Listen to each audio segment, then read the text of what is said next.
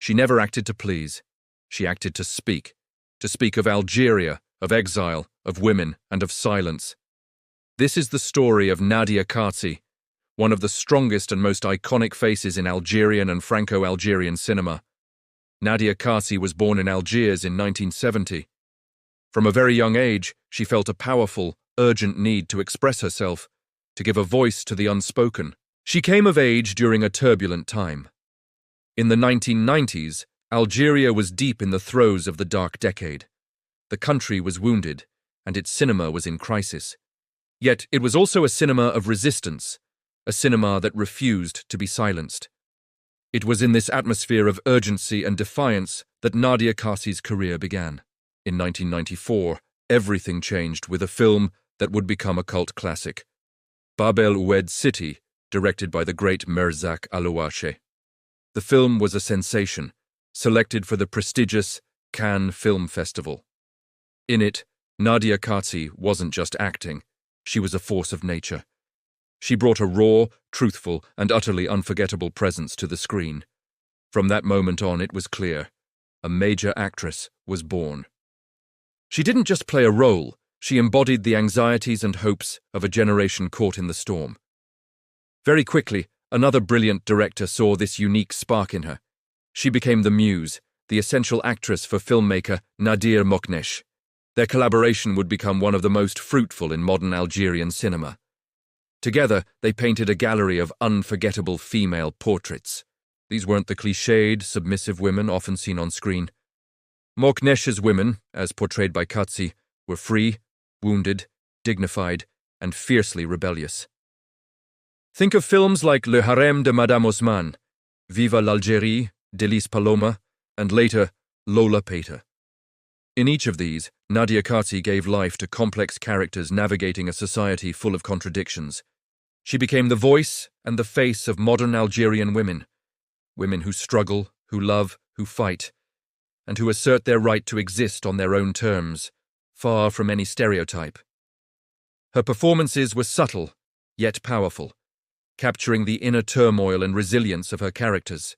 In 1993, as the situation in Algeria became increasingly difficult, Nadia Kaci made the difficult decision to move to France. She settled there, building a new life. But this exile never meant a break with her roots. In fact, Algeria never left her. Instead, the distance transformed her perspective, enriching her art. She continued to work on both sides of the Mediterranean, bringing the same artistic rigor and deep commitment to every role. She collaborated with acclaimed French directors like Bertrand Tavernier and Jean-Pierre Sinapi, while also continuing to work with Algerian filmmakers like Karim Moussaoui. Her acting style became even more refined. It was restrained, intimate, and deeply moving. She could convey a world of emotion with just a glance, a gesture, a moment of silence. Her presence on screen was magnetic, drawing the viewer into the very soul of her characters. This ability to bridge two cultures, two cinemas, made her a unique and essential figure. Then, in 2014 came a role that marked a pinnacle in her career. Director Lotfi Bouchouchi offered her the lead in his powerful film, The Well, or Le Puits. The film tells the harrowing story of villagers during the Algerian War of Independence, besieged by the French army and dying of thirst. It was a brutal, minimalist, and incredibly powerful story. The film was a huge success, acclaimed internationally, and even submitted by Algeria for the Oscars. For her role, Nadia Kaci delivered a breathtaking performance. She portrayed a woman facing the most extreme circumstances, pushed to the very limits of human endurance. But she did it without shouting, without overacting, without any excess. Her performance was a masterclass in subtlety and truth. It was a silent scream that resonated far more deeply than any loud cry. Her incredible work was recognized with the Best Actress Award at the Alexandria Film Festival. It was a consecration, proof of her immense talent. As a new generation of Algerian filmmakers emerged, they naturally turned to her.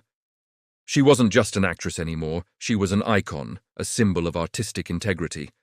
Young directors like Karim Moussaoui in Until the Birds Return, Sophia Jama in The Blessed Ones, and Mounia Mador in her acclaimed films, Papicha and Huria, all called on her.